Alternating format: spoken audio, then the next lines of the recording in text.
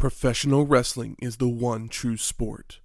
Other sports have their share of intense, dramatic moments, but nothing can compare with professional wrestling. Milton Bradley, Karate Fighters, presents the 1995 WWF Survivor Series. Welcome to Wrestling History X, where three friends come together to talk about the stories behind the matches. I'm Matt. I'm a Beavis freak. And I am a heavenly BodyDonna. Welcome to episode 172, Survivor Series 1995. Teams of Federation superstars battle it out. Who's fit to survive? Who is? I can survive. I mean, probably the BodyDonnas. They're pretty fit. They're pretty fit. I mean, one of them's not super fit.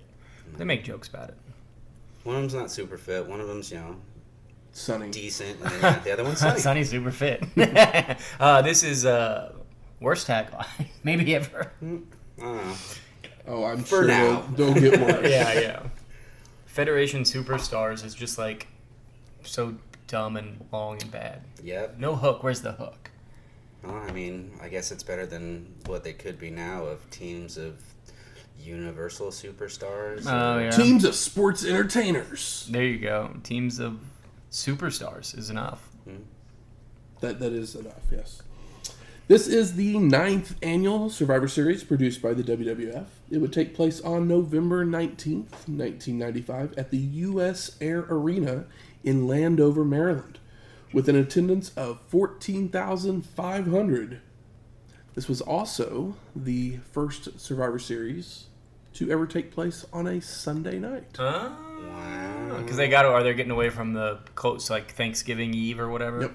Yep. There's been on some on Thanksgiving night, I believe, right? That's how it started. Yeah, it was on Thanksgiving night for a Thanksgiving while. tradition. I mean, hey, I'd take that over the football games. Mm-hmm. That's Same. just I me mean, personally. you've seen one. Yeah, it's me personally, and it's You've not how seen most one people Macy's parade feel. You've seen them on all. TV, anyways.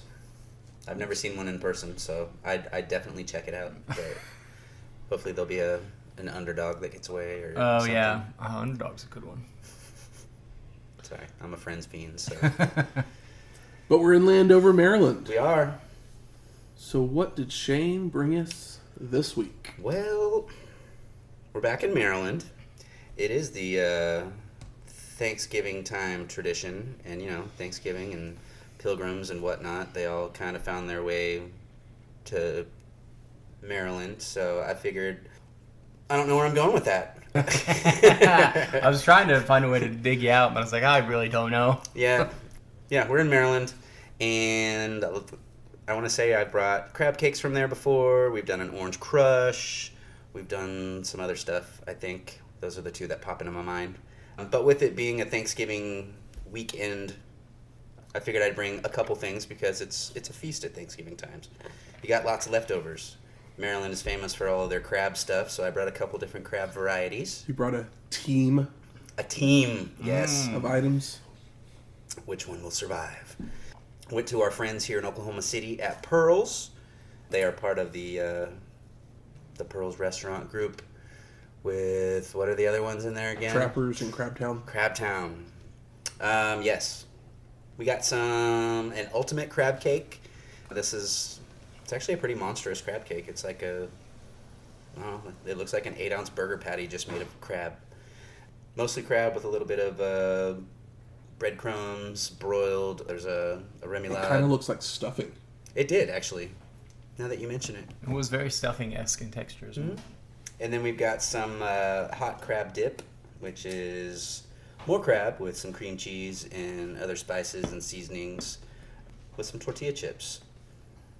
I'm not as big on these as I thought I was going to be, and it could just be because it's 127 degrees outside and I'm eating hot cheese dip. That's true. It's not the greatest kind of cake we've had. Mm-mm. Or, I've had it. Dear Red Prime, I miss you already. I shouldn't say it like that because it sounds like you're not here I'm pretty anymore, sure that... I miss you crab cake compared to this one because...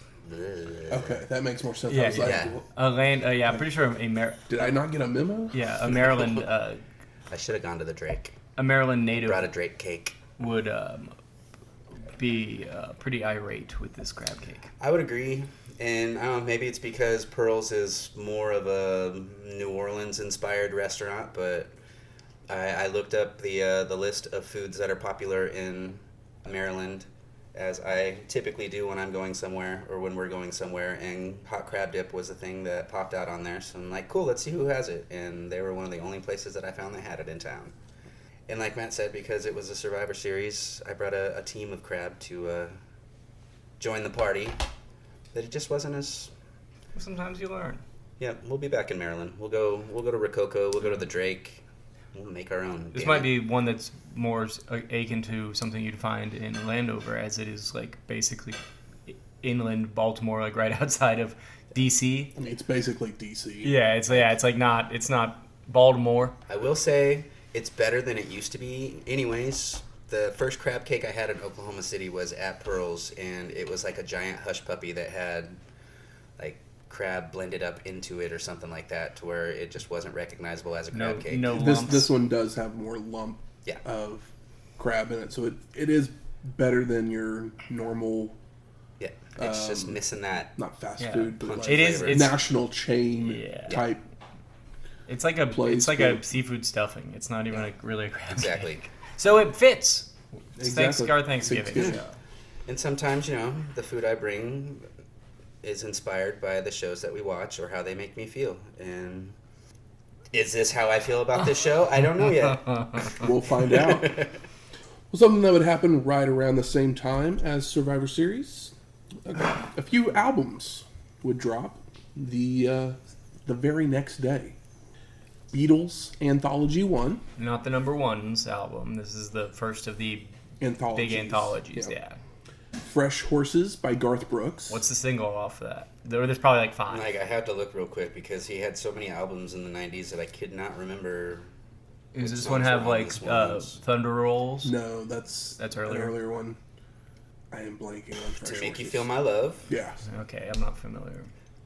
You have to have heard that song. I'm sure I've heard it, but I didn't grow up with country music, and I haven't really dived into 90s country as an adult. Yeah, that's really the main song on that album. Yeah. That's not his sad. biggest It was kind of the last of his big run. Of his big run. The run that makes him, that made him the guy with the tiny mic and the floating above the crowd. Couple more.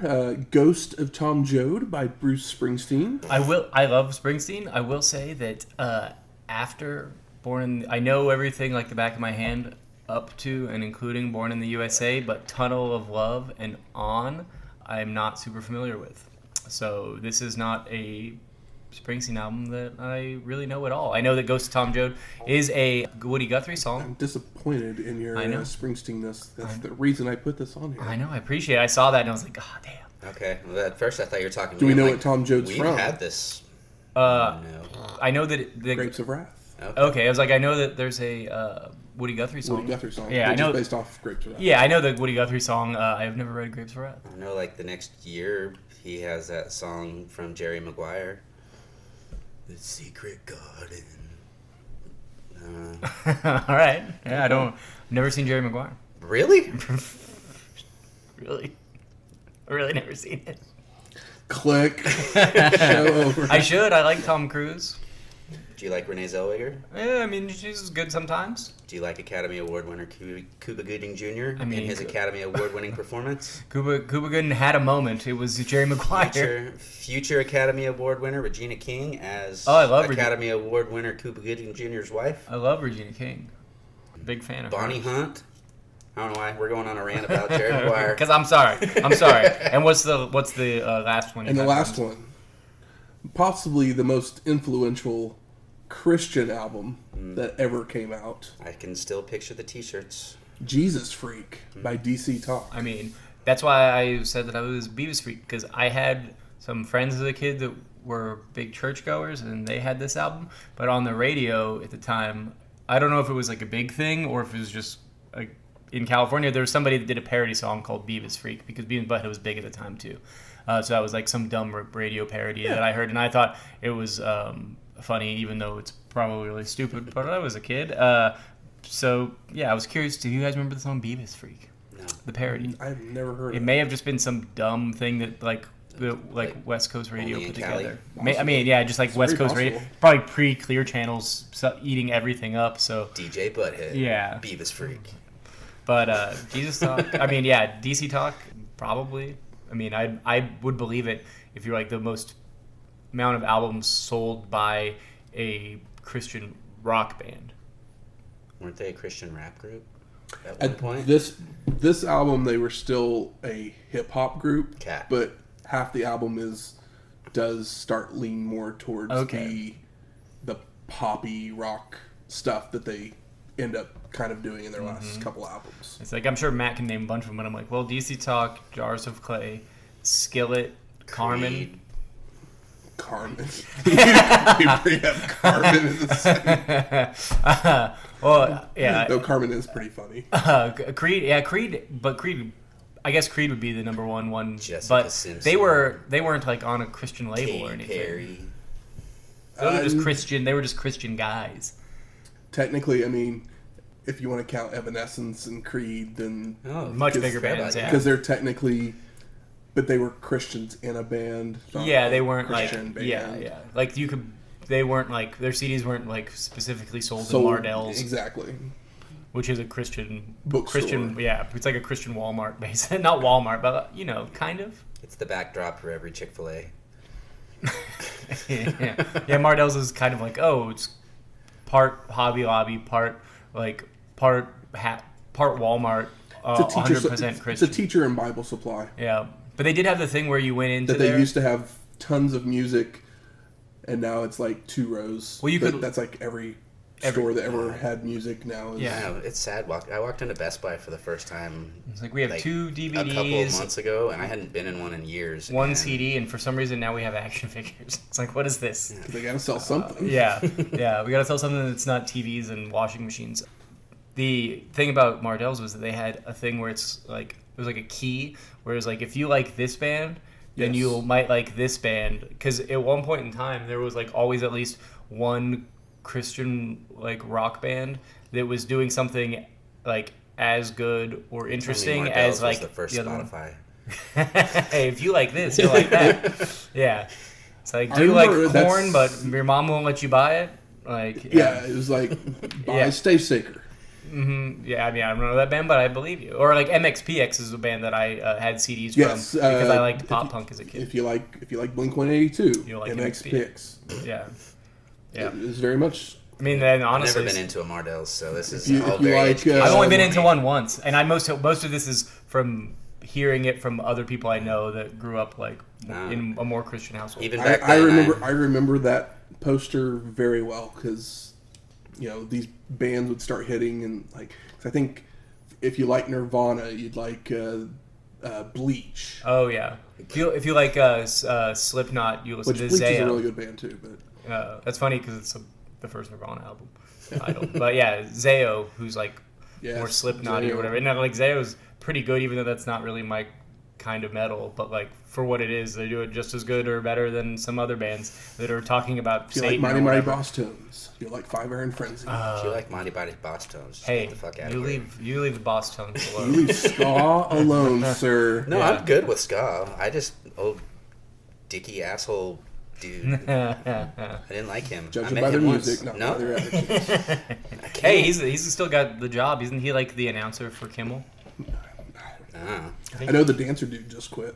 I think the whole band just finally Finally? called it quits. It may have mean, been the whole band. Jason Sudeikis won all these awards now, so you may as well just call it quits because there's nobody else that's gonna play his same little mimicky character anymore. So I don't get the reference. It was an SNL thing. Okay.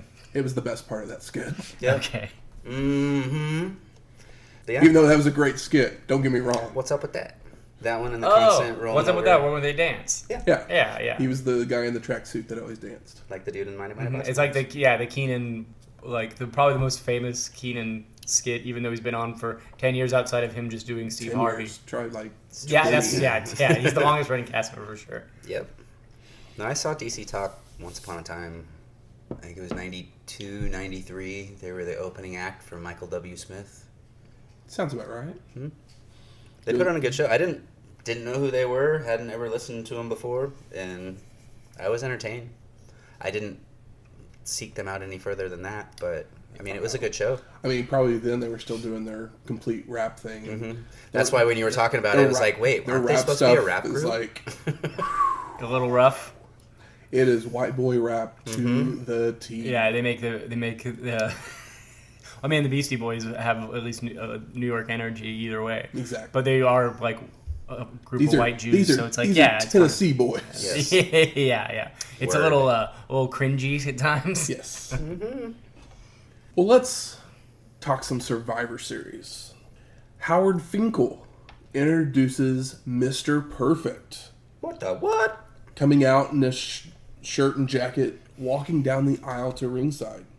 And we haven't seen Mr. Perfect since SummerSlam 1993, all the way back in episode 100. Dang. What was his injury? Back? I was thinking he had some sort of a back Yeah, issue. I mean, It's he has out. a Lloyd's of London insurance policy, Yeah, and so probably one of the earlier guys to have one. probably. Gotta keep that perfect back. I need to. But we then get a hype video starting with the narrator praising the accolades of our main eventers. Bret Hart's the only man to hold all of the major titles twice. I mean, he's been there forever, and he is the best. There ever will be. While Diesel won all 3 belts in his first year with the company. That's pretty spectacular. Impressive. When it should have been Razor. Big Daddy Cool then says that they will find out who is the best, while the Hitman tells Diesel the truck stops here. Honk, honk. Milton Bradley Karate Fighters presents Survivor Series as the logo appears in front of a picture of the U.S. Capitol building. So we're right down the street. A hop, skip. Probably don't even need the jump. Nope. Yeah, the show technically says that they're in D.C., even though they're in Landover, Maryland. Yeah, every But time if- they show somebody's name, it's like got a flag and the picture at the top of the Capitol Yeah. building. Now, when the DC first popped up on the screen, I had to do that thing. Yeah, look at the notes and was like, wait, I swore we were in Maryland. Are we not in Maryland? I mean, yeah, it's like, well, We are, but we aren't. yeah, we're in DC. I mean, all RoboCop's blur- not it all here. blurs together. Why are Exactly. we even here? I thought RoboCop was in Detroit. It was Capital Combat, so I thought it was in Oh, DC. okay, Capital Combat. It was just That's a the reference promotion you're for making. RoboCop. Yeah. Gotcha. Yeah, he is Detroit, even though it was shot in Texas. Okay. Vince McMahon then welcomes us to the show, and he's joined by Jim Ross and Mr. Perfect for commentary. JR then says Backlund is campaigning somewhere in the arena. I mean, I'm wow. I'm Backlund for Prez. Because, he was doing that president thing. So, maybe he'll have some other presidents in the building to interact with later. Possibly. We go to our first match. The Underdogs of Marty Jannetty, Hakushi, Barry Horowitz, and Bob Sparkplug Holly Sparky. versus the BodyDonnas of Skip, Radford, Dr. Tom Prichard, and 1-2-3 Kid, with Sonny and $1 Million Man Ted DiBiase in a Survivor Series elimination match. I love that Barry Horowitz is still over, getting a pop. It's the year of Barry. I know. It's like, man. It's a Barry Yeah. Barry 95. Yeah, put the rocket on the back of this Jew. Let's get him to the top of the car. So Vince explains that the Kid had sold out and joined the $1 Million Corporation, with DiBiase buying him a spot on this team, replacing Jean-Pierre Lafitte. Kid went and got himself a sugar daddy, eh? Wouldn't you? I mean, I don't yeah. know if I could. I know It'd that's be weird. yeah, but it is a nice story for the Kid to do it because the Kid's so over and he's had some fun matches and he's been built pretty steadily. Oh yeah, I mean, he just had a blowout with his best bro, so perfect time to take him over to the dark side. Yeah, Speaking of his best bro, Razor Ramon storms down the aisle. What? Only for officials to stop him, with McMahon sending us to a video package seeing 1-2-3 helping Sid defeat Razor this past week on Raw. We then get to the match, and Marty and Prichard start us off, with Jannetty being taken to the wrong corner, only for him to fight his way free by knocking down all of the BodyDonnas, followed by a back body drop to Tom. After the BodyDonnas regroup on the floor, Radford and Holly get in the ring, running the ropes when Sparkplug would hit a Hurricanrana. More running of the ropes when Rad would try for a Hurricanrana, only to be caught and dropped with a powerbomb by Holly. Scoop slam, arm drag into an armbar before tagging in Hakushi, who is taken down by a Radford spinebuster. Big old pop for Hakushi, too. The Kid then comes off the top with a frog splash for a 2 count, as the crowd loudly boos. Ooh. 1, 2, 3 continues with a spinning heel kick before Skip comes in to attempt a super back suplex, but Hakushi counters, landing on top for a near fall. So close. Sparkplug tags back in, hitting a back body drop, multiple clotheslines, and another arm drag into an armbar, but Skip eye rakes to escape, bringing Holly to the corner where the BodyDonnas gang up on Sparkplug. Do you guys know that Bob Holly's a pretty good wrestler? He's pretty not good. too bad. It's fun. It's just fun to see him because it's like, He's got skills and stuff. yeah, he's crisp. I'm still not a fan of his 90s hair. I'm ready for it to get an upgrade. Prichard nails a gut wrench powerbomb and a body slam before heading up top, going for a moonsault, only for Holly to move. Yeah, boy. Sparkplug goes up top himself, coming off with a crossbody for the pin, and Dr. Tom Prichard is eliminated. Fuck off, Doc. You know what? I mean, Tom Prichard, great wrestler, great trainer. You know what I know? So I thought I've had about Prichard the last couple of times I've seen him. You know those memes where it's like, I guess it's based off the old Eddie Murphy joke where it's like, Banana I want tailpipe. blah blah blah, and it's like, Mom, we have X at home or whatever, and it's just like a discount version of it. For this, it would be like, I want to see Bret Hart, and it's like, we have Bret Hart at home, and it's a picture of Tom Prichard because he kind of looks like Bret Hart, but he's just like not as handsome. He's So I more, kinda thought that's more where we were average going. looking. Yeah, and it's like, oh, he's still a great wrestler, but he's just not Bret Hart. I'm gonna tell my kids this is so and so. Yeah, it's like, yeah, he could be, if there was such thing as a, Bret Hart impersonator, Tom Prichard could be the guy to do it, especially at this point in time with the hair and just they got the round face. But Tom Prichard, not an ugly man, but he's not as handsome as Bret. As Holly celebrates, Skip runs into the ring, rolling up Sparkplug for the pin, and Bob Holly is eliminated. Oh, He's gonna have to putt all the way home. Hakushi comes in, using kicks and leg sweeps on Skip before trying for a pump splash, only for Skip to get his knees up. Skip then places Hakushi on the turnbuckle, climbing up to hit a Frankensteiner, but knocks himself out as well. The Kid is tagged in, delivering kicks to Hakushi, until a reversed Irish whip allows Hakushi to deliver a handspring back elbow, following it up with a leaping forearm.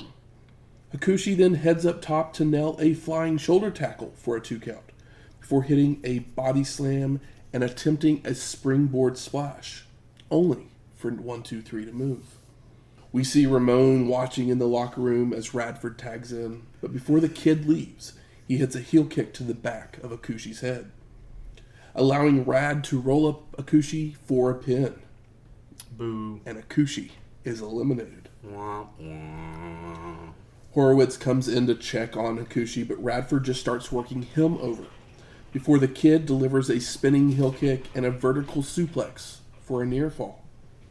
1, 2, 3 with more kicks, but telegraphs a back body drop, allowing Barry to fight back with right hands and elbows. But the Kid comes right back with kicks to regain control. Rad's back in with a gut wrench suplex. Makes a cover, but picks his head up to make him suffer.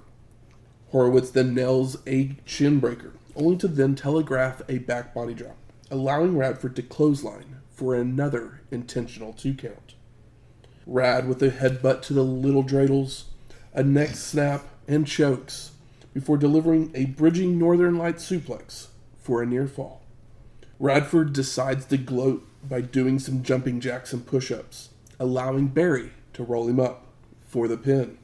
And Radford is eliminated, and we won't see him again until he joins ECW in '96. Yeah, I mean, Hey, I'm sorry to see you go, but I barely knew you. Yep. And I'm glad to see Barry get to eliminate somebody. It made me feel good. Horowitz wins.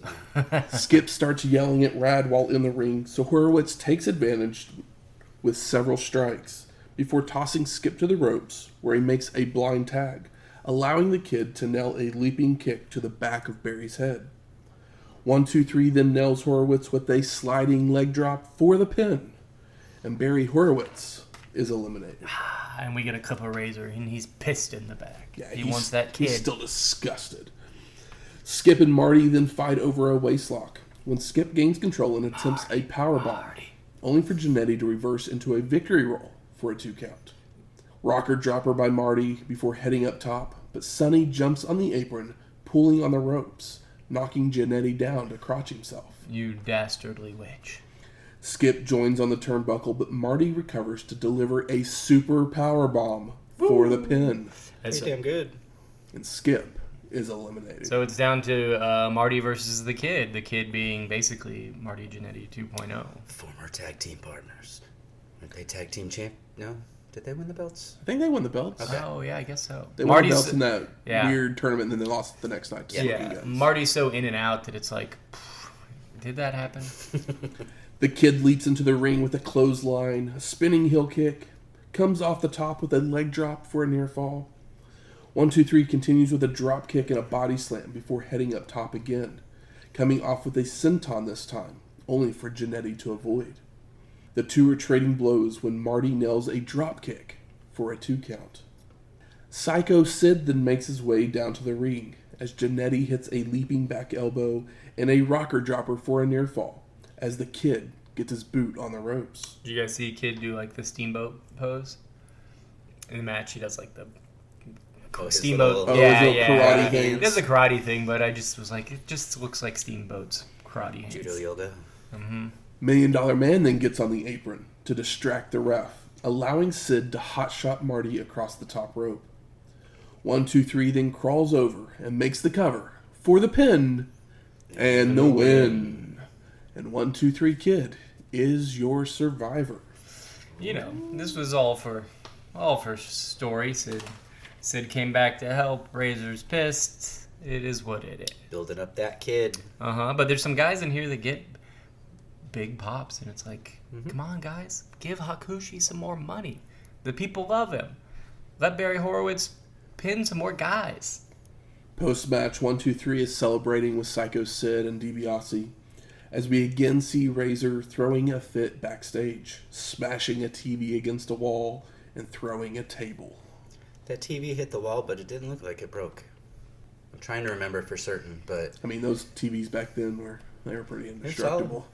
Yeah, they were those like RBG monitors or whatever. I always got scared as a kid watching like in the late 90s when they were going through the Spanish announce table every segment, that those monitors, because they're so sharp on the edges, they're not like plastic or whatever, they're just like giant, they're probably like 20-pound like metal bricks. And I'd always be like, it always added a little bit more, where now it's like, well, I know tables break away and it's like an iPad. Yep. Like, no big deal. So, yeah, but those monitors added that extra edge of somebody getting slammed through the table that always made me nervous. The sound effect of when they'd come over and grab the things and pull them off and throw them on the ground. Oh, yeah. They got some weight to them. Yeah, the little iPads just don't have the same effect. Not at all. Todd Pettengill is in the back with Owen Hart, Yokozuna, Dean Douglas, Jim Cornette, and Mr. Fuji. And Corny says that Ramon is real tough versus a TV, but he needs to decide where his priorities lie. Jim continues with that didn't want him to begin with, and if he can't get along, they'll get it on. And one of his famous lines, now you're ready for the rubber room at the Puzzle Factory. That's one he's used a bunch over the years. Owen chimes in that Razor needs to get serious because he has a commitment, while Dean says they are a united team, minus the bad guy.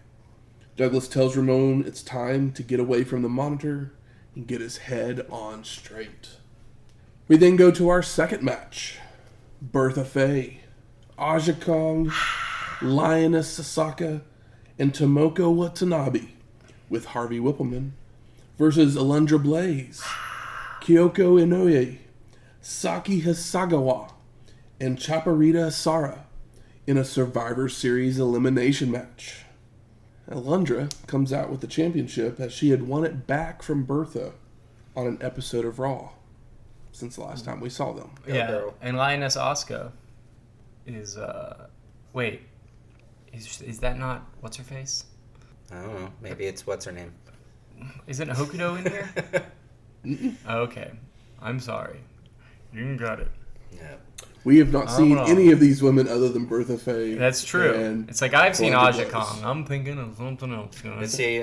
I was trying to remember if Aja Kong had been on any of the Japanese shows that we had watched, but I couldn't remember for sure. She wasn't. No, but she's. If we had watched the 2-day version of Collision in Korea, we could have caught we it. could have seen her. Yeah, sorry. I'm thinking of a different women's match that I've watched No, recently. we have not seen any of these women other than our WWF superstars. Yeah. So WWF had teamed up with All Japan Pro Wrestling to bring in some Joshi wrestlers to fill out the roster, trying to actually have a women's division. I miss the days when WWF/E would work with other companies to. Yeah, when you could get somebody like Show us new Hakushi people. that's like instantly over because he looks awesome and does cool stuff. So Lioness and Asari start us off with Asuka ducking a crossbody before delivering a spinning wheel kick and a giant swing for a 2 count. Lioness goes for a back suplex only for Chaparita to float over and fall into the corner to tag Blayze, who comes in with kicks and a body slam before Asari flies off the ropes with a sky twister press. Pretty crazy stuff. Alundra then follows up with a bridging German suplex for the pin, and Lioness Asuka is eliminated. Bum, bum, bum. Yeah, and I love that Vince McMahon, you always hear people make fun of him and say, pronouns, pal. And it's like, he did not worry about learning these women's names. But luckily, JR is here, and he is... Trying his hardest. Yeah, he's trying. He's doing a pretty good job. Mike Tenay doesn't work for the company, but Jim Ross is trying and putting these girls over to the best of his ability. He's not quite Mike Tenay when it comes to international wrestling. Oh yeah, he's not quite Jim Ross yet either, so he's almost there. Tomoko jumps in the ring to kick Blayze before going up top, only to miss a moonsault as Alundra is already to her feet. Watanabe rolls out to regroup, but Blayze just leaps off the top rope with a crossbody to take her down.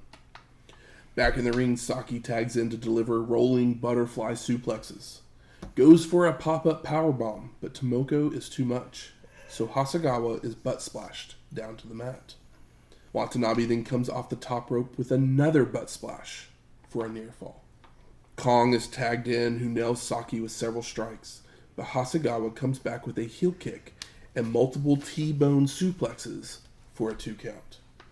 Sakie then comes off the top, only to be met with a kick to the ribs, before Aja hits an overhead back suplex for the pin, and Sakie Hasegawa is eliminated. Asari then runs in and tries for a crossbody, only to just bounce off Kong, followed by Aja slamming her down and nailing a splash off the second rope for a pin.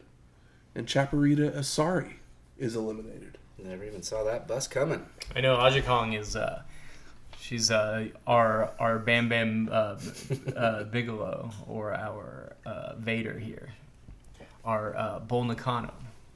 Alundra then comes in to trade kicks with Kong before Kyoko tags in to clothesline Aja several times. Inoue has her Irish whip reversed, so she comes off the ropes with a sunset flip, only for Kong to stay up and butt splash down for the pin. And Kyoko Inoue is eliminated. Blayze is all alone.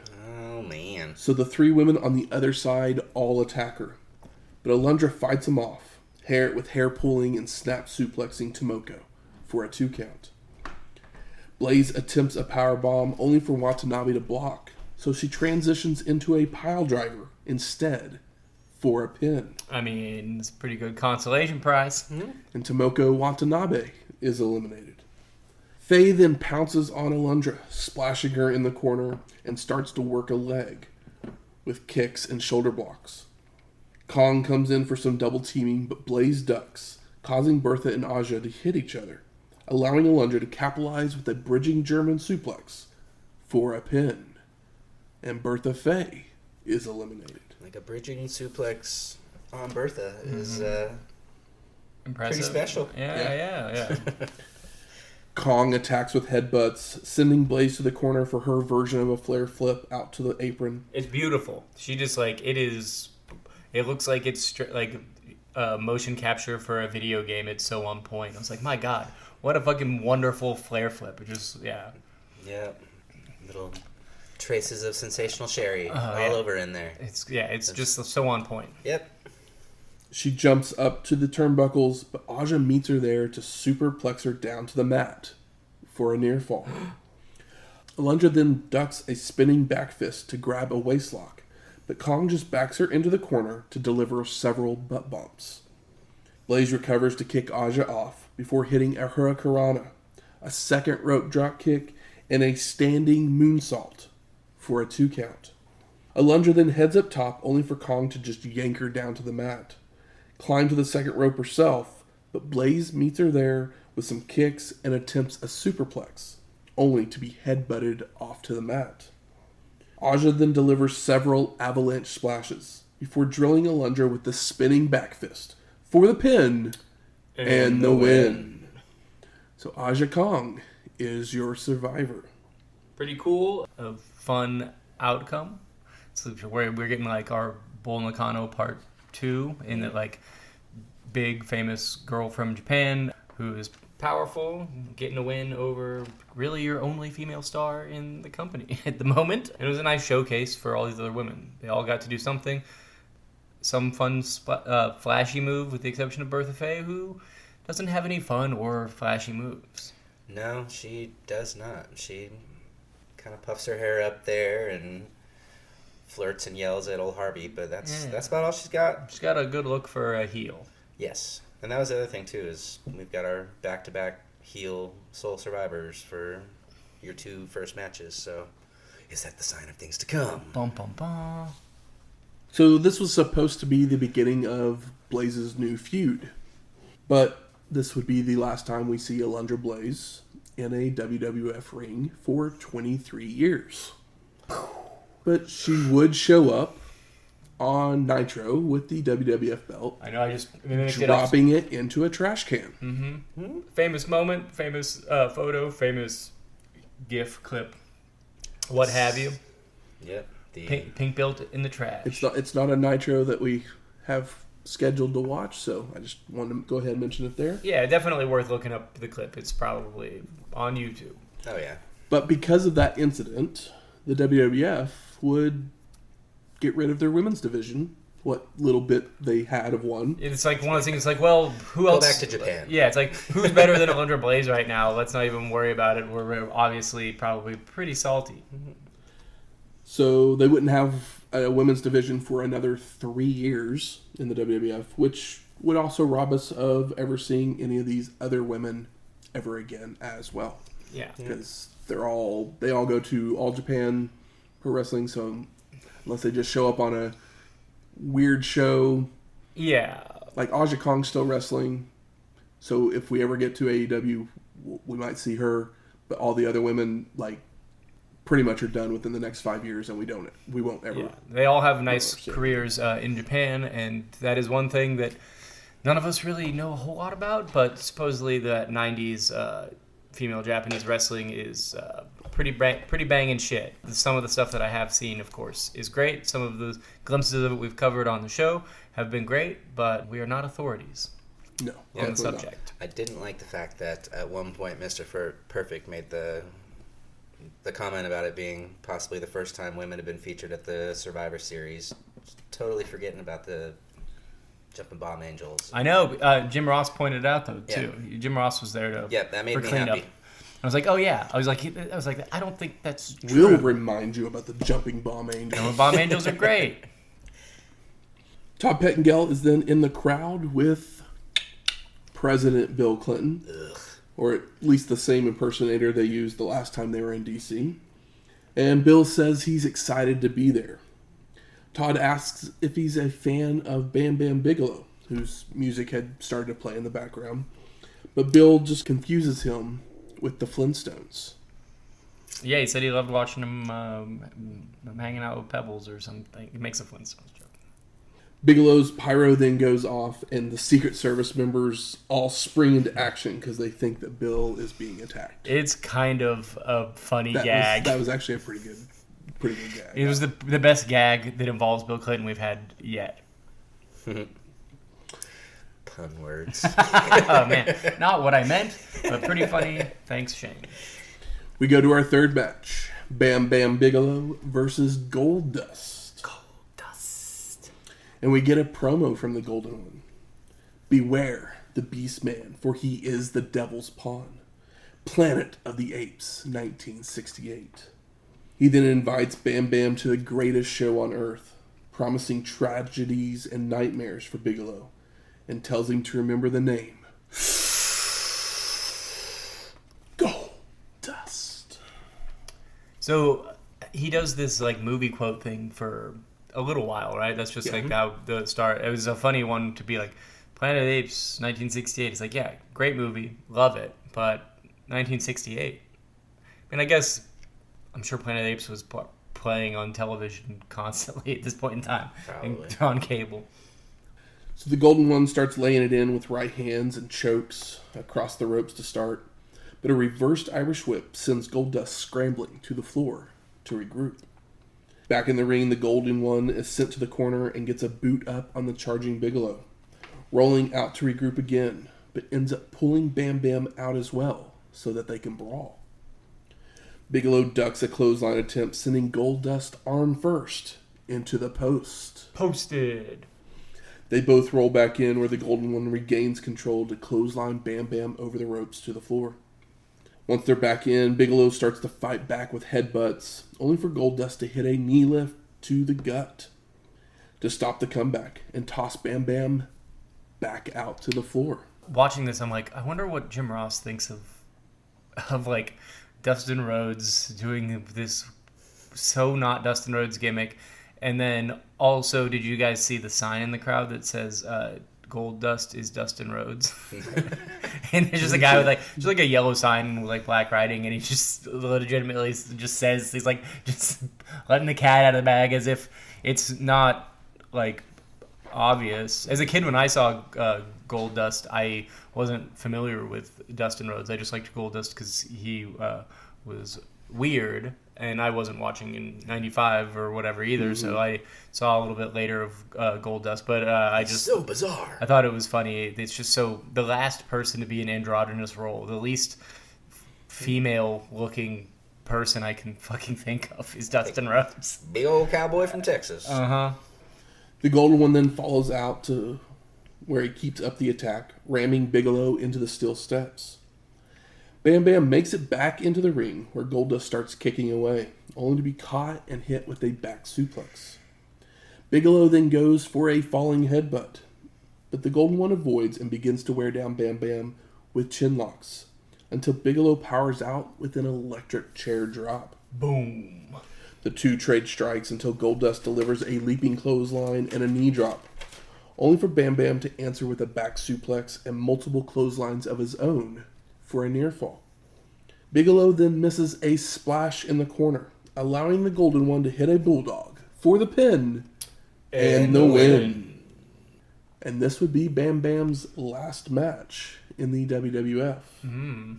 But he'll show up somewhere else very, very soon. Yeah, I mean, you know, they're putting Goldust is racking up wins. They're doing a thing with Goldust. Win over Bam Bam. It's pretty big, even though he's not necessarily been booked particularly well here. He's been a off and on staple of the WWF. Hey guys, didn't Bam Bam main event WrestleMania? Yeah, he did. Sure did. It's a big deal. Mm-hmm. Goldust. 7 months later, your main eventer is out of your company. Yep. Yeah, losing to your new arrival. Yeah, he did the job on the way out. That was nice of him. Mm-hmm. At least it was to a very good wrestler. It was nice to see Goldust with some nice psychology. He's pretty good at this, if you guys didn't know. Yeah, it's like he was, born into it or grew up around it or something. Yeah. Had a dad who kind of knew stuff. It's like he likes wrestling and respects it. Pettengill is still with Bill Clinton, but he's joined by Bob Backlund as well. And Bob ignores a handshake, while Bill suggests Backlund enter the presidential race. Mr. Backlund. Bob then asks Bill why he's there, and if he considers him one of the 8,000 irrelevant government employees, as the government was shut down at this point. Yeah, it was a furlough situation, and they're really hitting it hard. It turns out the owners of WWF are not particularly fond of Republicans. I mean, not Republicans, Democrats, sorry. Yeah. We all know. Yeah. I saw an ad that actually said a headline for the Vince stuff this week. Yeah. That was literally like, husband of former Trump cabinet member was how they described it. Yeah. Wow. I mean, you can probably count on your hands how many Democratic wrestlers Democratic voting wrestlers there are in the WWF, or just in wrestling in the United States in 1995 on, like, two hands. Who's Canadian and has double citizenship? Yeah, for sure. That's less of the case now, but it's still more red than blue. For every Danielson, there is a Isaac Yankem. There's two Isaac Yankems. There's an Isaac Yankem and an Undertaker. I mean, a Mean Mark Callis. So Bill doesn't know how to respond and just goes back to try to convincing Bob to run for president. Cool. Yep. I mean, Backlund is good at his character, but it's not super necessary. Not at this point, no. No. I mean, like, he is good at doing this, but it's not particularly compelling. Yeah, he's still all crazy. Vince then sends it to a video package, where this past June at King of the Ring, Mabel had defeated The Undertaker with the help of Kama on his way to becoming king. We then see Mabel and Yokozuna attack the dead man last month on Raw, putting Taker out of action with a facial injury. We then come back to the ring with Jerry the King Lawler in the ring, where he introduces his team, which leads us to our fourth match. The Royals of Jerry the King Lawler, Isaac Yankem DDS, Hunter Hearst Helmsley, and King Mabel with Sir Mo versus the Dark Side of Savio Vega, Henry O. Godwin, Fatu, and The Undertaker, with Paul Bearer in a Survivor Series elimination match. It was nice of Undertaker to get all of his buddies a payday. Oh, yeah. I always forget it. BTS? BTK? BTK. BTK. It's like, I mean, you know. What does it stand for again? No, it's BSK. BSK. Bone Street? Bone Street Crew. Yeah, because BTK they like playing is dominoes. Serial killer. Yeah, mm-hmm. Yeah.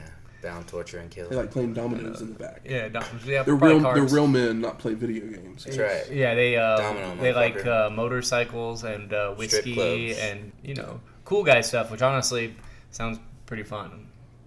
So the dead man enters to complete darkness before raising the lights, taking his gear off to reveal a Phantom of the Opera style mask. The Phantom of the Undertaker's here. It looks like the top of Emperor Palpatine's face, like his eyes.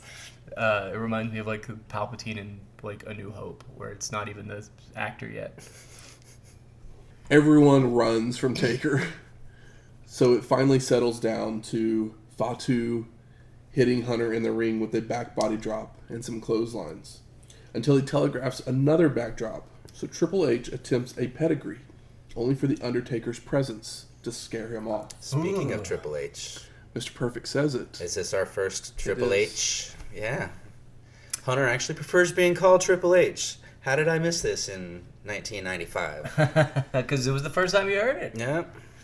Crazy. Because also Vince wanted him to be called Hunter Hearst Helmsley. Yep. Yeah. Well, thank you, Mr. Perfect. It's crazy that he kept that. Dropping that. If it wasn't for the Triple H nickname, there's no way he probably would have kept the whole name. Like Hunter, he would have to change, because he changed gimmicks, but kept the name because Triple H somehow sounds good, even though it seems silly on paper. It just works. Yeah. Mm-hmm. It can be a blue blood. That was the other thing too. Is I think it was Vince that referred to him as WWE's own Regal Blue Blood or something like that. So it's like he was Throwing shade. Yeah, it's kind of rare. The other guys are the ones that typically throw the shade that directly. Yeah. Well, hey, they're going to be throwing some more shade here Oh, yeah. pretty damn quick with somebody coming over and throwing something in the trash can. So Fatu goes after Hunter, only to get his head slammed in the turnbuckle. But we all know that does no good. So Fatu dances it off and tags Godwin in. Hunter retreats and wants to tag out, with Lawler getting in, only to think twice about it. So he tags in the dentist.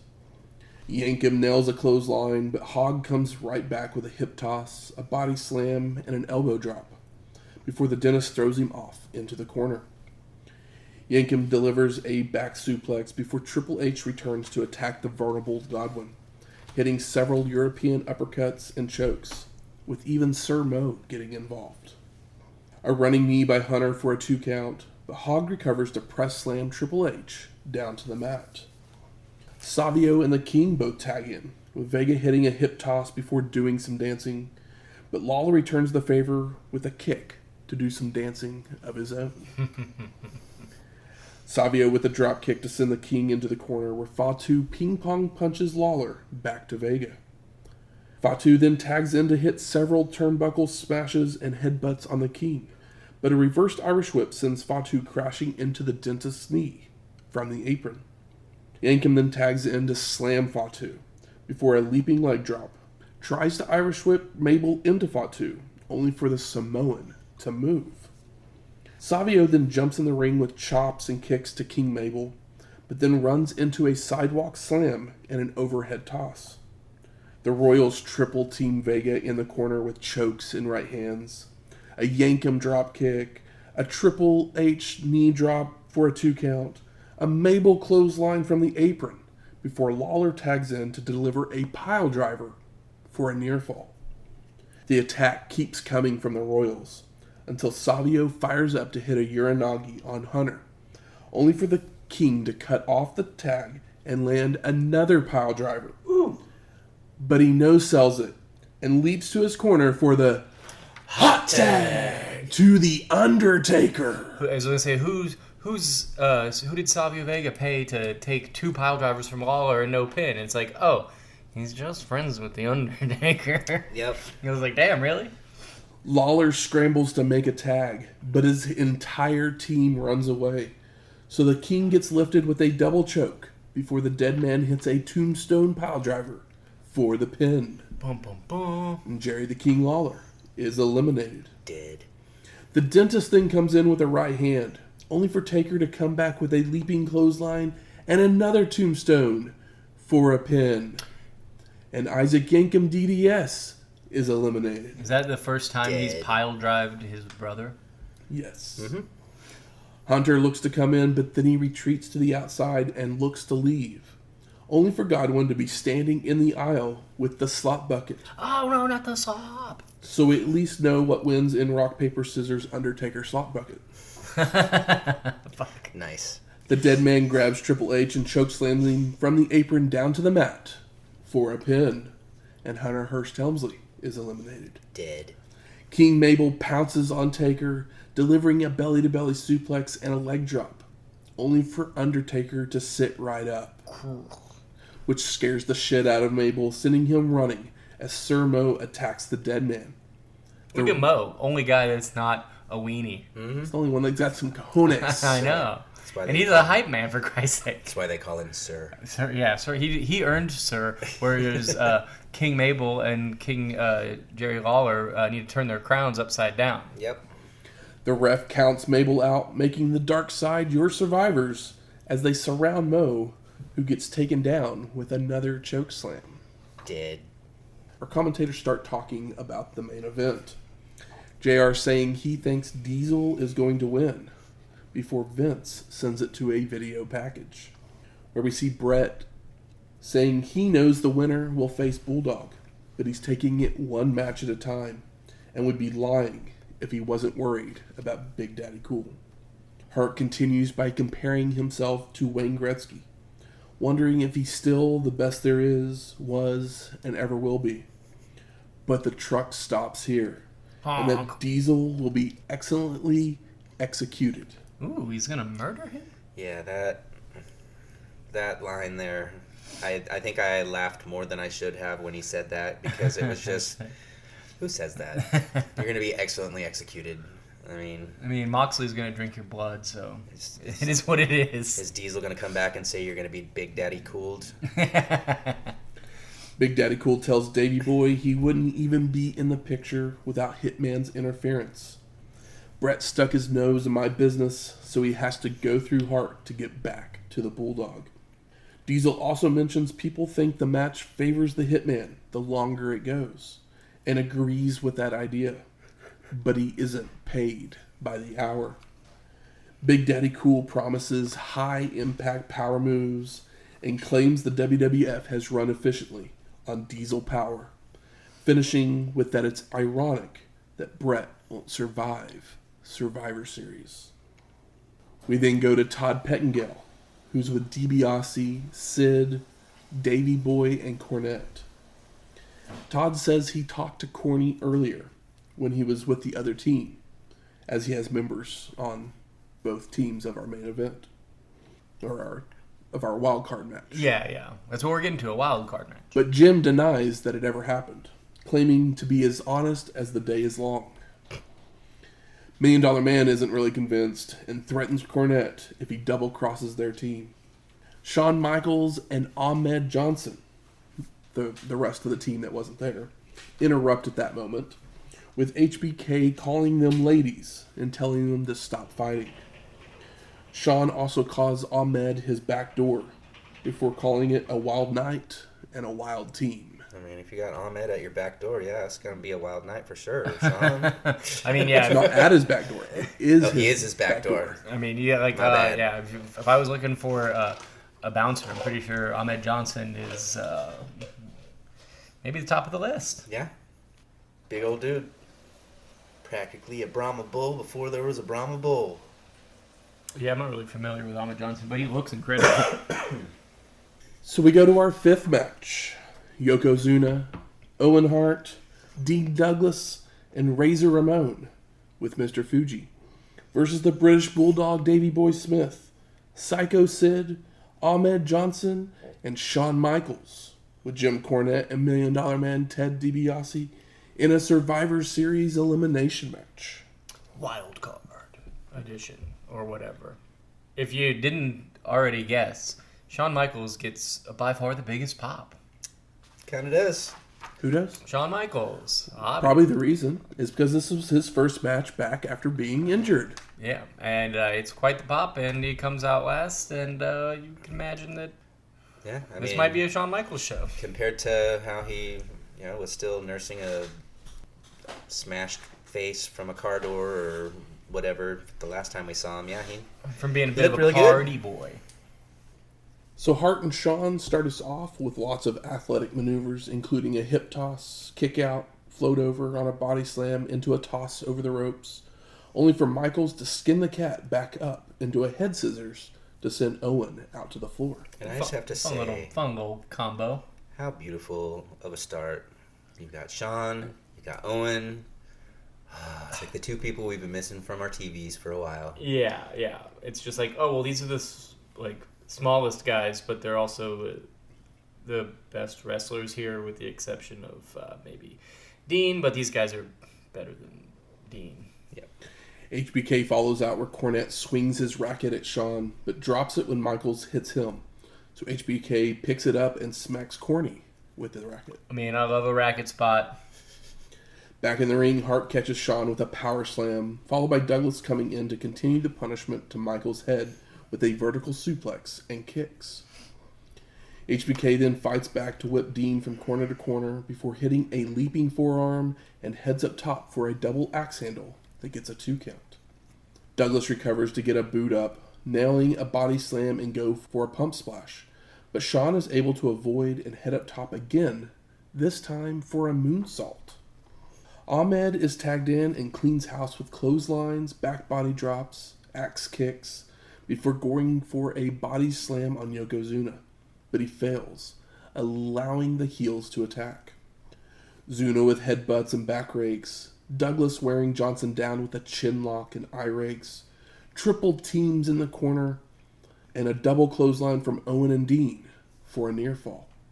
But Ahmed fights back with a power slam of Douglas and tagging in Shawn, followed by press slamming Michaels onto Dean for a 2 count.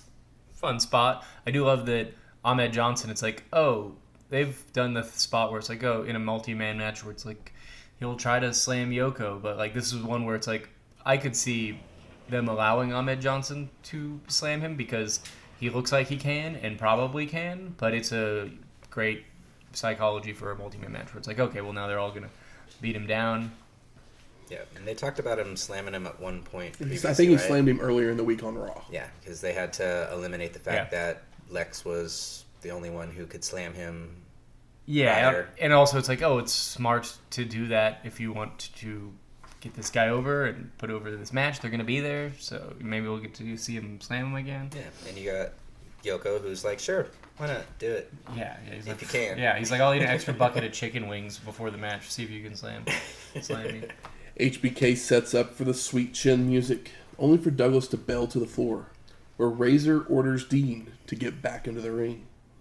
Douglas shoves Ramon before getting in, but continues to be distracted, allowing Shawn to grab Dean for an O'Connor roll, only for Douglas to roll through for a 2 count. The kickout sends Dean to the ropes, where Razor hits him with a right hand, sending him backwards into a Michaels roll-up for a pin, and Dean Douglas is eliminated. Hart charges in, only to be drop-toe hold by HBK, tagging in Bulldog, where they start shoving each other and throwing right hands. Davey Boy catches Owen with a monkey flip, only for Hart to come back with a wheel kick for a 2 count. But then they both realize, hey, we're both heels. Why are we going at each other? Yep. So they tag out, forcing Shawn and Ramon to go, where they stare each other down before they start running the ropes, with Michaels tossing Razor out to the floor, only for him to immediately roll back in to deliver a clothesline. Yeah, I love that Shawn Michaels looks at the crowd and does his like smug little shrug a bunch of times throughout this match. And it's, both men, no ladder, no belt. JR lets us know that there's been 7, between the two of them, there's been, the IC title's been held 7 times, which is like, oh, damn. That's a lot, especially considering Razor hasn't been here all that long. Yep. They both try for hip tosses before HBK hits a back elbow, followed by a double KO after they both go for crossbodies. Shawn then telegraphs a back body drop, allowing the bad guy to hit a Razor's edge for a near fall. Damn. As Ahmed jumps in the ring to break it up. Another telegraph backdrop, only to receive a knee lift this time out of desperation, followed by another double KO as they bump heads in the middle of the ring. I love that there's some cheers and some jeers at the 2 count on the Razor's edge because a lot of people love Razor, a lot of people love Shawn. It's fucking hot shit, man. Michaels makes his way to the corner to tag in Sid, who comes in with double axe handles, right hands, and chokes, before nailing Ramon with some boots. Yoko comes into the ring to help his partner, nailing Psycho Sid from behind, but he no-sells it as the ref removes Yokozuna from the ring. Forearms to the back by Sid, but Razor fights back, only for them to clothesline each other for another double KO. Psycho Sid's up first, going upstairs, only to be met by the bad guy who press slams him off to the mat for a 2 count. Sid then catches Ramon with a choke slam and tags in HBK, holding Razor for some sweet chin music. But the bad guy moves in time, causing Psycho Sid to take the blow. Shawn just kind of shrugs his shoulders, saying, right, yeah. It is, that's what it is. Allowing Ramon to make the cover when Davey Boy runs in to break it up, only to leg drop Sid as well. So Razor makes another cover for the pin, and Psycho Sid is eliminated. Boom, boom, boom. I love that, like, Shawn's like, yeah, fuck it. It is what it is. Yep. And just, like, walks away. And I thought he, like tagged, like, British Bulldogs him. But as though British Bulldog goes to stop it because he's like, what the fuck? I want to win. And Shawn's just like, I'm a fucking shithead, and I'm going to do shithead stuff. Sid goes psycho, hitting Michaels with a powerbomb before he leaves, as Bulldog stomps away on the bad guy. But after Davey Boy makes it back to the apron, Razor makes a cover for a 2 count. Owen is then tagged in to keep up the attack on HBK with a backbreaker, a back body drop, Zuna then comes in as well to send Sean to the corner for his flare flip. But when he comes back in the ring, Yokozuna locks on the nerve hold. The nerve of that guy. But Michaels fights his way free, only to run into a back elbow. So that probably hurts more. Hart comes in with a double headbutt, keeps it up with a snap suplex before heading up top for a flying headbutt. But HBK moves, crawling to the corner for the hot tag. Ahmed cleans house with right hands before catching Owen with a Pearl River plunge, a tiger bomb, for a pin. And Owen Hart is eliminated. So Pearl River plunge is Tiger Bomb, huh? Yep. Yeah, I always, Okay. I just was like, oh, it's a tiger bomb or a sit-out power bomb. I didn't know the power punch, Pearl River plunge. Pearl River punch. Cool. Yep. Gone, not the best name, but Hey. hey. It's from Mississippi. where he's from. Yeah, totally. I get it. It's just, you try to make it personal. I understand. It's just not like the Razor's Edge. Razor answers with a bulldog before cleaning house of the rest of Johnson's teammates, but this allows Ahmed to recover and nail Ramon with a spinebuster. But Johnson decides to pose instead of making a cover, allowing the bad guy to hit a Razor's Edge. But the bulldog breaks up the pin and starts beating on Razor. All of a sudden, Psycho Sid and 1-2-3 Kit arrive at ringside, along with DiBiase, as Davey Boy is caught by Ramon, dropping him with a fall-away slam for a near fall. The bad guy hits a clothesline and then goes to run the ropes, but the Kid trips him up, allowing the Bulldog to deliver a running power slam for a pin. And Razor Ramon is eliminated. I'll get you, kid. Yoko is left versus the other three on the other team. Sean's rocking him with right hands, but Zuna is able to knock Michaels down with a right hand of his own. Yokozuna then hits a body slam and a leg drop, drags HBK to the corner, attempting the bonsai drop, only for Sean to avoid and crawl to his corner for another hot tag. Ahmed comes in and body slams Yoko to a huge pop from the crowd, making the cover, only for Davey Boy to break up the pin. Sure. Michaels and Johnson are shoving Bulldog. Like, what are you doing, man? Before just double clotheslining him out of the ring. HBK then turns and delivers sweet chin music, while Ahmed hits a jumping splash for the pin and the win. So Shawn Michaels, Ahmed Johnson, and the British Bulldog are your survivors. I know Bulldog doesn't deserve the payday. I do love that it's like, oh, it's nice to give Ahmed Johnson the pin because Sean doesn't need it, and Ahmed Johnson looks great, and he got to slam Yoko twice, and it's not as big of a deal as it once was, but it is technically a bigger deal because he weighs more every waking hour. Yeah. He weighs more. You got Ahmed, that's the new guy also, who just pinned the former WWF champion, and he's the hero of '93. He's the heel of '93. Not star in the entire group, who is the one that wins the match. So that made me happy. It's like they're possibly trying to build future stars on this show. What a concept. Weird. I'm happy to see it. Whether it works out or not, you got to try. Yep. I need Barry versus Barry Horowitz versus Ahmed Johnson for the Intercontinental title. Book it. Pettengill is with Bill again. But who's joining them? They're joined by Sonny, sitting on Bill's lap. She's feeding him popcorn. Exactly. Oh my God. Bill says he likes nothing more than watching a perfect match as he stares at Sonny's chest the entire time before asking if she wants a cabinet position. He pours some popcorn on her matches. Fun bags. That's just a Sonny says bad she would thing to make say. a great undersecretary when Bill invites her to go over some other positions. Oy. We're then sent to a video package where Brett talks about his previous matches with Diesel. And they were knocked down, drag-out bouts. Big Daddy Cool says he gave Hart jackknives both times. But the question is, can he beat him? Diesel is going to use his power and leverage to beat up the Hitman. Bret says that his title reign was interrupted and Big Daddy Cool carries his belt. Diesel with, "It will be a war, but I'm bigger and stronger than I was in our last match."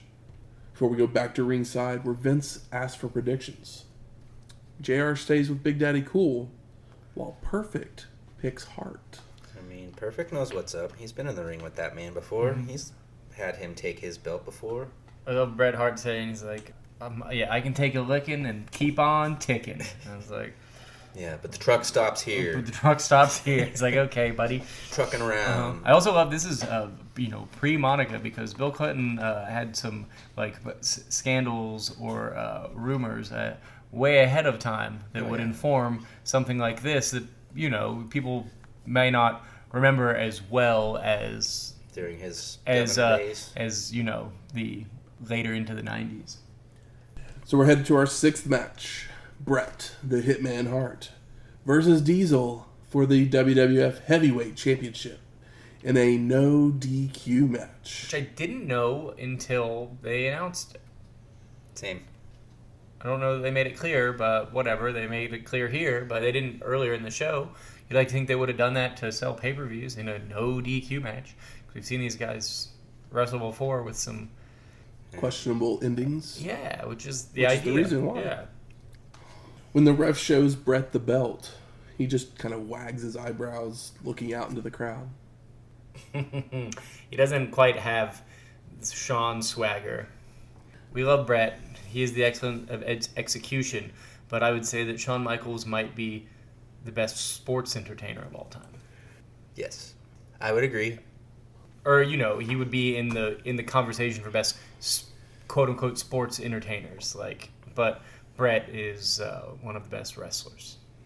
Because they always get compared, but I think that they are different things. And I think that's a big difference. Someone tried to have an argument with Meltzer the other day about how Ospreay is just a spot monkey, basically, is what he was getting at. Yeah. But he compared, the guy went on to go, "I'd rather watch Shawn Michaels every day, all day." And it was like, if you watch Shawn Michaels versus Bret Hart, Shawn Michaels is the spot monkey back in the 90s.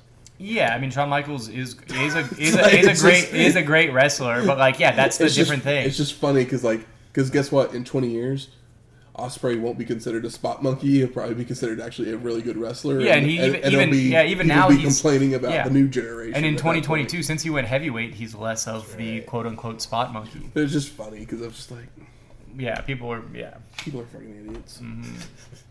And Ospreay's great. He's a great fucking wrestler.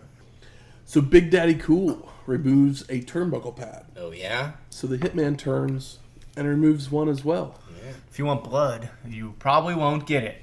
This is WWF, but I mean, we're gonna make you think maybe there's no a love chance. Lost between these men. This is for a title. It means a lot. Yeah. Hart goes for Diesel's legs, but Big Daddy Cool answers with forearms, elbows, and knees in the corner until Bret falls out to the floor. Diesel falls out to continue the punishment, dropping the Hitman across a guardrail with a not-so-rubber band slam before slamming his head into the apron and rolling Hart into the ring. Big Daddy Cool stalking after Bret, only for the Hitman to roll back out to the floor. So Diesel again follows out to choke Hart against the guardrails. Back in the ring, Bret begins to fire up, only for Big Daddy Cool to regain control with his power advantage, knocking the Hitman back out to the floor. Diesel tossing Hart into the steel steps and rams his back into the ring post. Posted. Before grabbing a chair to use as well across the back. After rolling Bret back into the ring, Big Daddy Cool with a hard Irish whip, a short arm clothesline, and attempts the jackknife powerbomb. But the Hitman blocks by holding onto the leg, before escaping by biting the arm and forehead. I mean, we know you want the belt. You guys had some matches.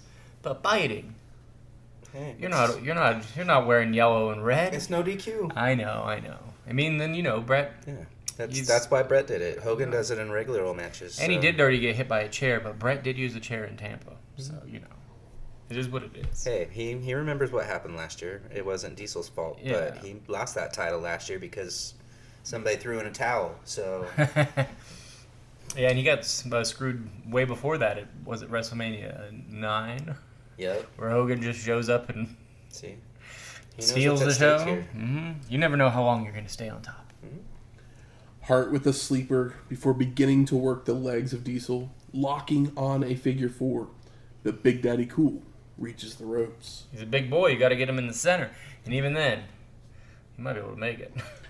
Brett continues to work the leg and tries for a sharpshooter, only to be kicked off into one of the exposed turnbuckles. But he recovers to trip up Diesel and slam his knee against the post multiple times. Posted. You got to work that knee. Diesel's working the back. Brett's working the knee. Wins Brett not working the knee. The Hitman then ties Big Daddy Cool's legs together using some cable. He has a mic cable from like the announcer. It's pretty fun. Which allows Hart to hit a second rope elbow drop and goes for a chair, only for Diesel to kick him away several times to block. Brett's back up and starts to use the chair across the leg. Follows up with some elbow drops and a backbreaker to keep up the attack. The Hitman then climbs to the top rope with the chair in hand, but Big Daddy Cool makes it to his feet to hit a shot to the gut, causing Hart to crotch himself. Crushes little hearts.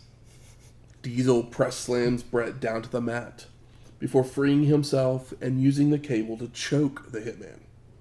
Big Daddy Cool follows that with a side slam and an Irish whip into an exposed turnbuckle before delivering a body guillotine on the ropes and snake eyes on a padded turnbuckle. You need to work that ring awareness, but he is still selling his leg. Diesel tries for another snake eyes, this time to one of the exposed ones, only for Hart to slither free, smashing Big Daddy Cool's head into the turnbuckle. Brett starts to fire up with right hands, a leaping clothesline for a 2 count, second rope bulldog for a near fall, and a Russian leg sweep for another 2. The Hitman with a clothesline to send Diesel over the ropes to the floor. Looks to follow out with a plancha, but Big Daddy Cool avoids. As Big Daddy Cool landed on his feet when he was clotheslined to the floor. Big guy, standing tall. Hart climbs onto the apron, only for Diesel to shove him off, sending Brett through the Spanish announce table. Háblame, Jesus! And this is the first broken table spot in WWF pay-per-view history. I was Oh, thinking wow. so.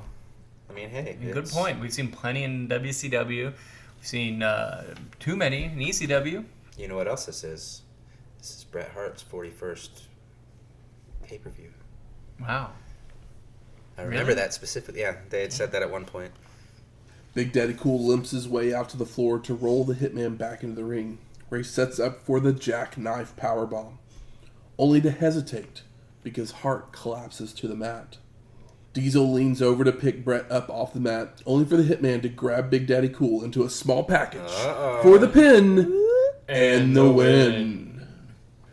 And new! He was playing A little possum. a little possum there for sure. And I love, after he gets pinned, the camera's on. Motherfucker! Yeah, on Diesel. He just says, motherfucker. Can't hear it, but it's just so, and it looks real earnest. It's maybe the best acting he's done. Diesel shoves the ref in anger before delivering multiple power bombs to Hart.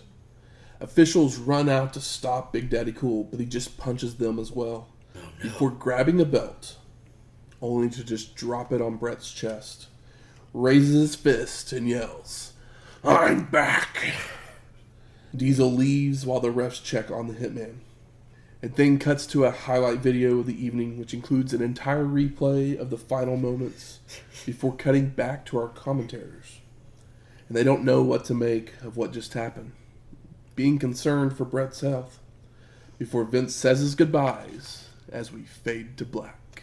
Bum, bum, bum. Yeah, I didn't know what to make of what happened, too, because going into the replay of the show and then coming back to them sitting at the announce table, like, what the fuck are we doing here? Yeah. And you know something I noticed that we just did, that they did not do on the show? We said "and new." On the show, they do not do an "and new" for Bret Hart. He just wins the belt in a very almost like anticlimactic way. They don't make a real big hubbub about it. Mm-hmm. They don't do "and new." He's not particularly standing tall. I just thought it was a very weird way Yeah. Like, I mean, he did it because, like, yeah, the Diesel's much bigger than him. He outsmarted him. Blah blah blah. Yeah, because I guess Diesel immediately pushes the ref and then beats up a couple other Well, refs, so and then they jump into their flashback. Going into the match, both of them were baby faces. Mm-hmm. Yeah. To kind of cement that Diesel was going Heel. Back. more heel-ish, because he kind of stays a tweener for a little while. Yeah. He's More not heelish. going full Sid. Exactly. So that's why they had him do this, basically. So, gentlemen, I ask you, what are your overall thoughts of Survivor Series 1995? Kind of more of a stuffing than a cake. Is that how you... I just want to make sure. That's all you got? Oh, no, I was Okay. letting you go. I don't know. This is my Initial thesis. thoughts. My thesis. Yes. Yeah, it's some good stuff. Not too cakey. Like I said, it's Good stuff. it's very solid. It's savory, not sweet. Yeah. Going into it, trying to rack my brain of Like any what kind it of solid was. memory at the Yeah, time. because I haven't watched this specific Survivor Series in forever because, you know, It's meat and, Curse. meat and potatoes. the curse of 95, there, at least back in the day, it didn't seem like there were some good shows, but watching them with fresh eyes, it's opened my eyes to some stuff that I either didn't appreciate at the time or totally forgot. Yeah, and it's also just like one of those things. It's like, oh, like this wrestling looks different now. Sometimes it's nice to see some solid stuff with some solid guys. I think that they did a good, like, there's some story stuff throughout here, and I think most of the stuff's pretty. There's not a whole lot of eye rolling No. to be had. Yeah, But- there's typically, oftentimes on these shows, I find myself at the point of, you know, are we still on this match? Seriously, for real?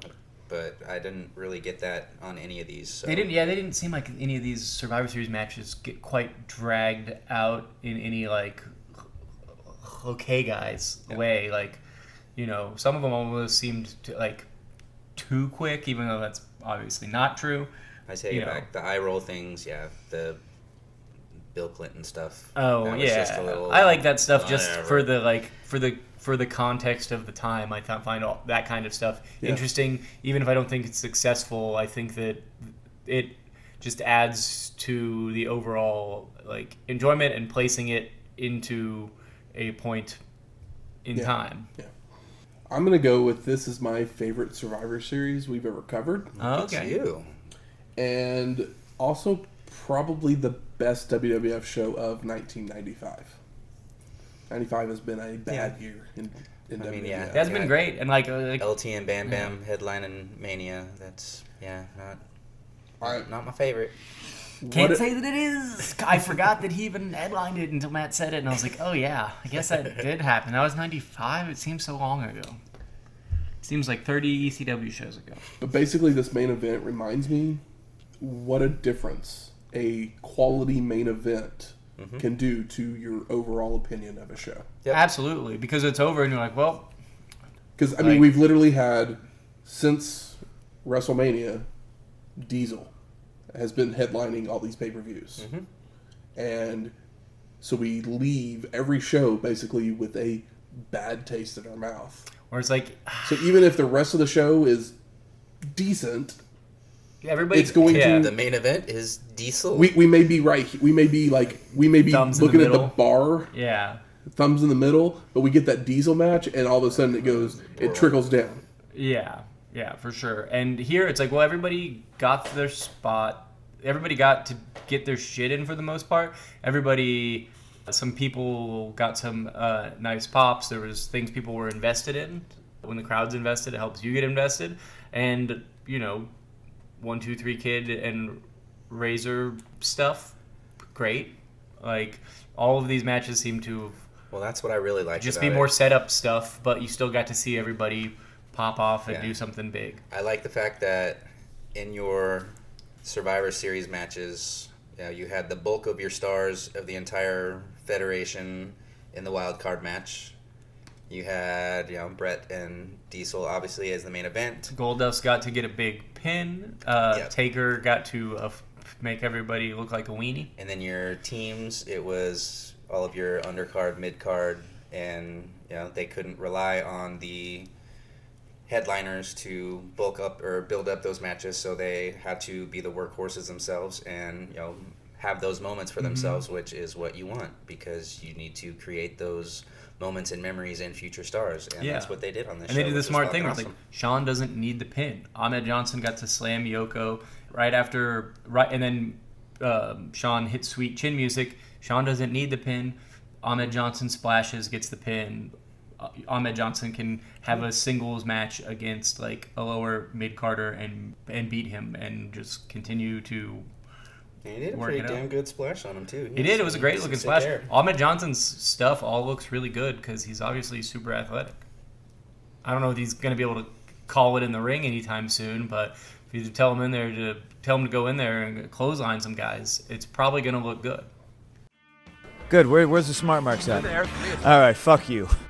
I think it's time we smark it up. So what are some of the best moments of this show? Shawn Michaels just being excited to be back. He looks like he's having fun. The shoulder shrug. He's just like looking at the camera. He's like, "Hey guys, look how awesome and hot I am, and look how much you love me." 1, 2, 3 kid in the first match. He was hot. Well, I mean Marty too. Marty did some good shit in the opening. And 1, 2, 3 kid going heel is so good. Because he's such a like underdog baby face, and for him to just get like frustrated and start, because we've seen him win clean in like underdog matches, and now he's just like frustrated. He's like, well, what if I could just do it easier? Or you get paid more if you win. So $1 Million Man, that's why $1 Million Man's there. Yep, it's good. Some good solid character work and building on this show. Bret versus Diesel. I always like the two of them when they fought, because Bret's always going to be Diesel's best opponent. Just and there was a match recently that we watched. He just makes it work. Diesel always gives something to Bret that you don't get, or that Bret doesn't get from anybody else that he fights, because they take it to that next level of reality where it looks like they're just in there trying to beat the shit out of each other instead of trying to come up with the next move. It's like, what can this guy do? Well, he can do a convincing brawl. Yeah. So we're gonna have a convincing brawl. And that's why I'm smaller by at least 50 pounds, so I'm going to tie his bite him. I'm gonna tie him up, and the tying him up spot was fun. It was fun to see Bret do it. Makes it to where when Diesel loses and his expression at the end immediately after of the motherfucker, he plays it off like he's severely pissed off, and it works from start to finish. Royal's character work. For when the Undertaker comes in, just like everyone just being like freaked out. Yeah, it's cartoony, but like this is the land of living cartoons, and it's done pretty tastefully considering. Yeah, I mean, just the Undertaker himself in that match, because it took him to that next level of superstardom, at least in my opinion back then. Yeah, because he starts his slow rise to back to the top. Yeah, I mean, they brought him in.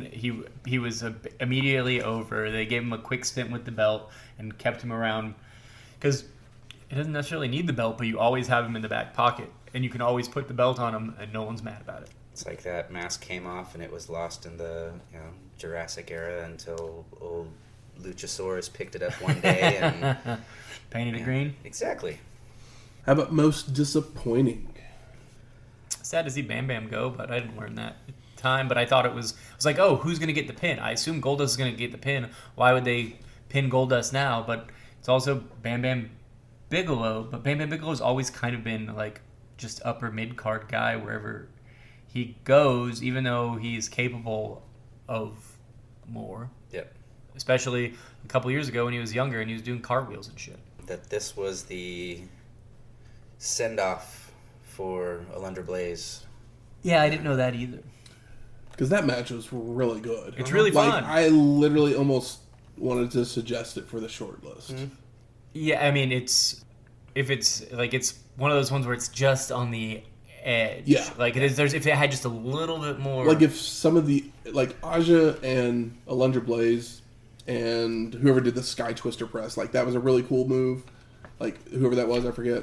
Maybe but like if sure. One of the because there's like three of the girls that literally come in, do like one thing, and then get pinned. Yeah, if one of them got to do a little bit more of a showcase. Yeah. If they'd showcased them just a tad bit more. Yeah, like another 2 minutes. It would have probably pushed it to the short list for me. Another 2 minutes and a moonsault from a Japanese lady, and it could have been like, Yeah, it's just disappointing that you bring her over, you build up an entire division around her, and then this is the last 2 Raw that she got before they were done with the women's division. Or when the women's division comes back, looks different. a little bit. A lot bustier. Yeah, there's a Chinese invasion and a whole lot of TNA. So, and they don't mean an impact. No. There is a TNA impact, but in a different way. I'm trying to think. Are there any other disappointments for me? I mean, I already said the political stuff was just like the Davey Boy coming in and breaking up the pin was kind of just like what? Like it was one of the more I get you're a heel and your 2 face teammates are winning this, but it was just like what are you doing? Just stand on the apron turn and just around take and yell it at the in. crowd. Yeah, it's like okay, cool. Yeah, he could have even just walked to the back, and they could have done the camera of him just being like, fuck this, and walking back. And it might be a little bit better where he's like, fuck it. How about best performer of the night? I mean, it's hard not to give it to Brett because it's kind of what I was thinking. Yeah, too. it's I think everybody. I don't think anybody had a bad night. I mean, I literally just stated Diesel has had these horrible ass main events, and then all of a sudden we have one with Brett, and it's a good match. Yeah, it's possibly the best Diesel match. It is. I mean, I enjoyed the last Brett Diesel match more than you guys did, but this is obviously much better. And also, it does more with the time that it's given, whereas the other one just kind of dragged a bit. And this one doesn't really drag because there's some interesting and fun spots. The table spot, the cable spot, the early chairs, like the both the buckles getting pulled off. It was super smart to do a DQ because the guys have seen each other, but it was also super smart because you have somebody like Brett who's like, well, what are some things we can do to keep this interesting while I work from underneath? Mm-hmm. Do you have anybody different, Shane, or are you going with Brett as well? I'm going with Brett on this one. I mean, yeah, Brett, and then everyone else was good, but Sean was very happy to be back and just soaking in the love with a shit-eating grin, which was fun to see. How about most surprising? That the Goldust matches have been this boring so far. Yeah, it's kind of a bummer. He hasn't had any opponents that where it's like, oh. I mean, I think it's more he's still trying to figure out how to wrestle as Goldust. Yeah, because it's not quite as flashy as Dustin, but he doesn't quite. But it's not as he's doing 60% Dustin, and then the other 20% is a question mark. Yeah, so it's just not there yet, you said. In the bulk, but he's trying not to do complete Dustin. The bulk of interviews that you hear from Dustin from that time frame was, he was trying to figure out the character still because it just didn't know what to do with it other than paint my face gold and do movie quotes, funky. No, I always loved his interviews. I mean, yeah, I mean it is funny because Dustin Rhodes has never been a great promo before this. He's just, look at me and watch me in the ring. I'm good. I'm all-American might boy. Even be natural. He's a natural for sure. But here, him doing it's that coming from that guy just seems so weird in hindsight. Yes. But it is. But it's what you remember of him. Yeah, it's so good. It's weird. It's very weird. Yeah. Once he gets in there with, he's got some matches with Savio, and then his pairing up with Razor is what really takes him to that next level. So hard to believe that. And you get Marlena. That people could say that the polka dots and the Goldust weren't a rib. Because it's just Dusty, whatever. Dusty could fucking wear inside out pair of fucking BVDs and get it over. So you could do anything you want with that guy. But Dustin getting over Goldust is pretty impressive. Dusty can say the word nasty dream on TV. Surprising for me, I didn't realize that Perfect was going to be there. Yeah, I was And surprised he wasn't the greatest commentator. That was gonna be like, my thing. Is I didn't enjoy him on commentary as much as I thought I would. He wasn't the greatest because he was perfect. the most perfect. He just didn't he didn't really add a whole lot, but it's nice to have Actually, him around. surprising for me was, speaking of perfect, him and Jim Ross's picks for the main event. I would have thought it would have been the opposite way around because Perfect was being the heel commentator. Yeah. And I know that they were both baby faces, but you would still think that. Yeah, that's how they get you. But Yeah. Diesel is always usually, in my head, Diesel's still a heel, basically, because he works better as a heel. He looks like a heel. He wears all black, and he's 7 feet tall or whatever. Yeah. But him picking Bret Hart also makes sense because, if he's Mr. Perfect. When you said that earlier, Yeah. I was like, oh. I was like, well, that makes perfect sense. Yeah, he's gonna respect he's gonna respect the excellence of execution because he's Mr. Perfect. So it's like He's been yeah. executed excellently Yeah, before. I mean, I would have loved to see Mr. Perfect hold that belt and have a classic, NWA style match with Bret Hart for that thing, but that's not going to happen, unfortunately. No. And now for a look back even further into the history of wrestling. The dusty finish. Johnny Hotbody had been the Eastern Championship Wrestling Heavyweight Champion for over 2 months when the former champion, Jimmy Snuka, would meet him on July 14th, 1992. Hotbody would stall as much as possible to start, but once in the ring, the two men would trade strikes and holds when Snuka would fly into the ring with a sunset flip, only for Johnny to drop down with leverage. But the ref would see it, kicking the arms away, allowing Jimmy to roll him over for a near fall. Snuka would take control with headbutts and chops, delivering multiple backbreakers before coming off the top rope with a Superfly splash for the pin and become a 2-time ECW heavyweight champion. Jimmy would continue to defend the title when a man he had rivalries with in many different places would come to ECW to make a challenge. Next week, World War III, 1995. If that's any hint, that means there's more than one of these. Yeah. Yay! Your first inaugural World War III. Shouldn't next year be World War IV then? You would think, right? World War III 2. World War I squared. So yeah, 3 rings, 60 men, 3 giants, 1 title on the line, Probably about 40 minutes. if not longer. Yay! 3 screens. You will get there. We'll see you next week. So you're saying I need to bring alcohol? Yeah. we might need it. Yeah. We might need it. Gotcha. Music from this week's show is the Survivor Series opening, and Bret Hart won our main event, so we play Heart Attack by Jim Johnston. If you like this episode or any of our other ones, please go out there, rate and review us on iTunes, Stitcher, Google Play, or wherever you find your podcasts at. Do as Michael says. Keep it perfect. 5 stars or no stars. Don't be a jerk. And if you have any questions, comments, concerns, Recipes, drink ideas, something. Yeah, wrestling themed drinks. where are we going next week? Norfolk, Virginia. Norfolk. Fire country. I don't know much about the Carolinas. What are they- Or Virginia. Never mind. Around where they That's had the Civil War or something like that. Probably. I'm sure they did something Yeah, in they did that all Virginia. over the place. But yeah.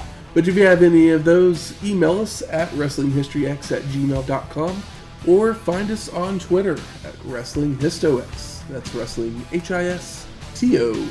X. We'll talk to you next week. Laters.